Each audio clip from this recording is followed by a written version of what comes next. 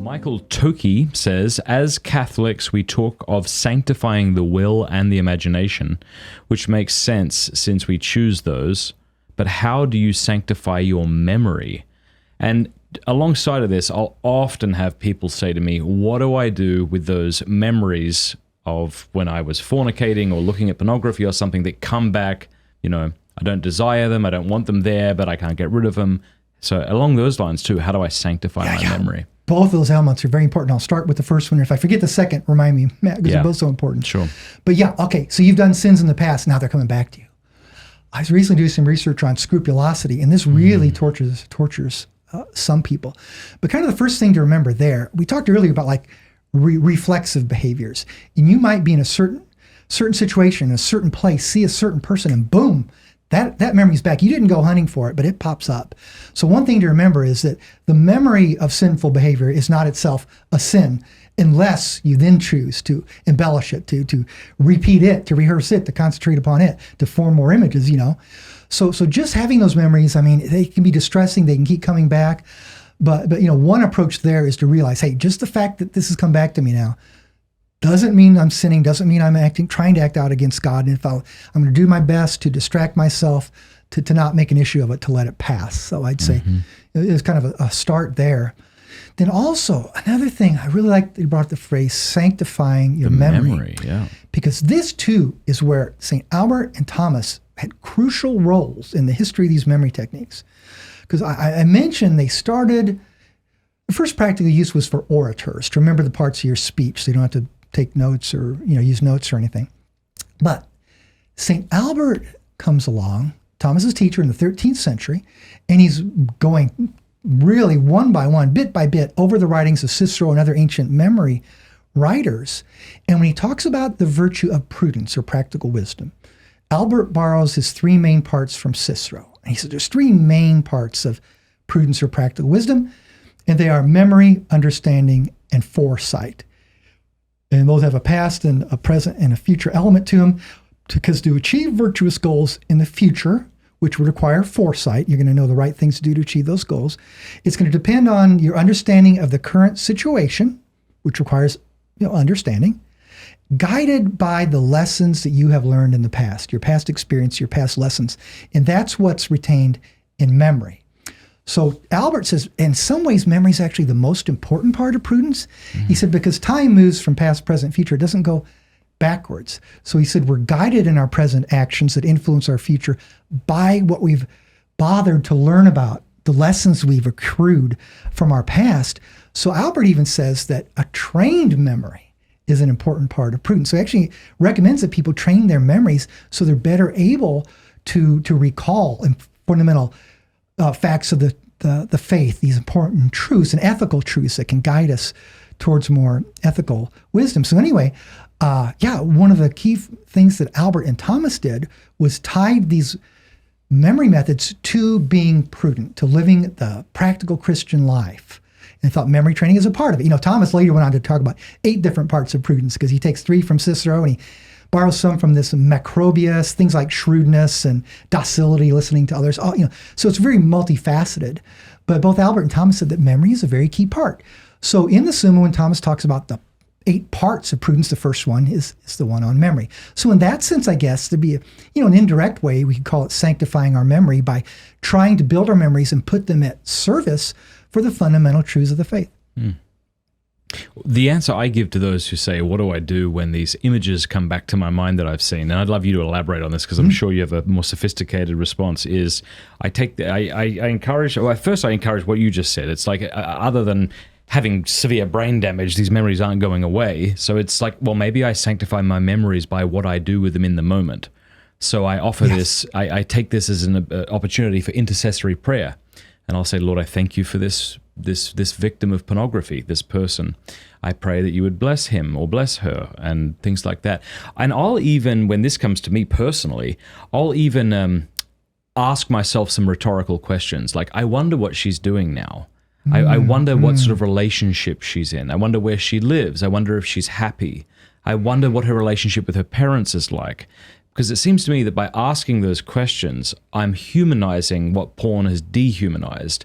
And I'm not sure you can do a very good job, at least very quickly, lusting over someone. You have to reduce them to an object in order to treat them as such. Whereas if you personalize them, you realize that you actually can't do that, or at least not very easily. What are your thoughts? Oh, that's beautiful, Matt, on both regards.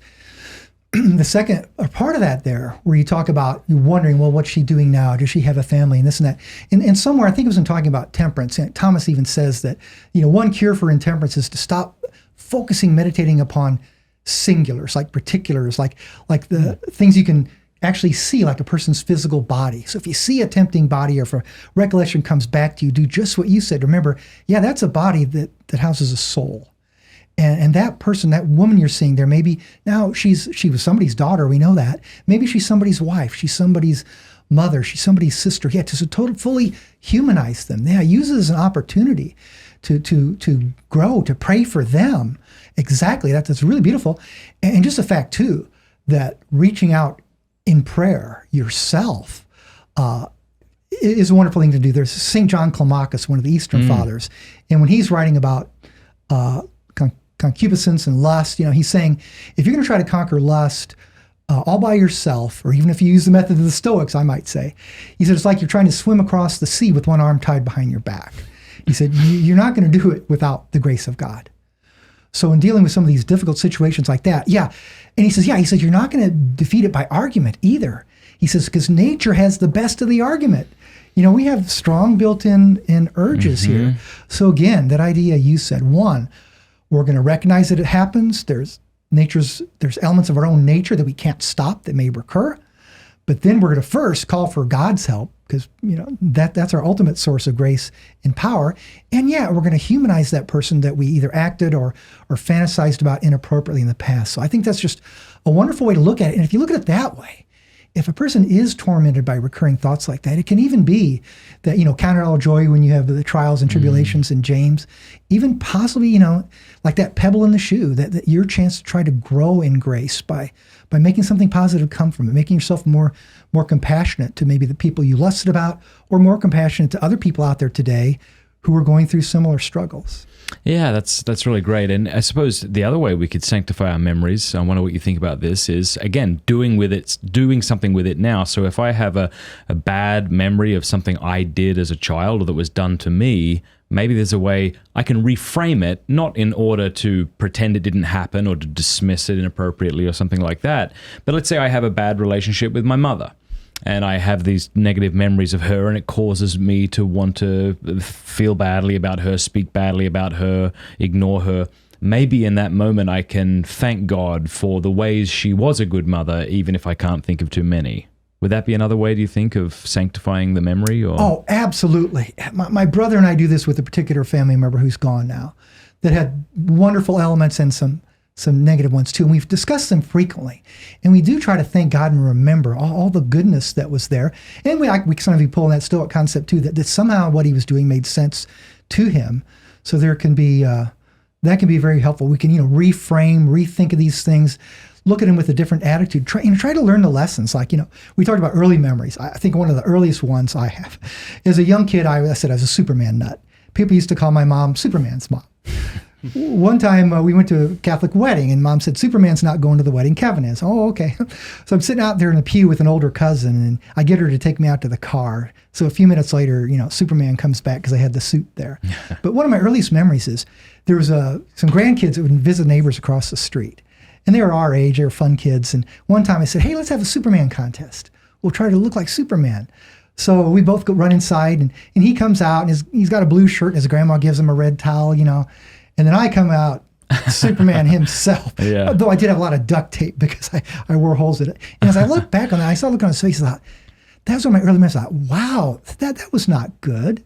So the lesson to me was, don't try to outdo other people. Don't ever be showing off your earthly things. Think about the other person's circumstances. Another one later on happened in third grade, just real briefly. Third grade, Catholic school. Sister says, hey, I'm going to walk across the library to the second grade classroom. You all be quiet while I'm gone. So she walks across. We're all watching her out the door. The door shuts. All of a sudden, blah, blah, blah, blah, just chaos, right? So then a few minutes later, the door opens. Somebody sees, and the class is, course, all dead silent again. And sister comes in. I kind of call her over. I say, hey, sister, I hope you know that the minute that door shut, this class just went wild. Everybody's talking and stuff. And she just said, Kevin, don't be a tattletale. I mean, that's a lesson that stuck ever since. And there's even times when at my office, we used to have this anonymous suggestion box.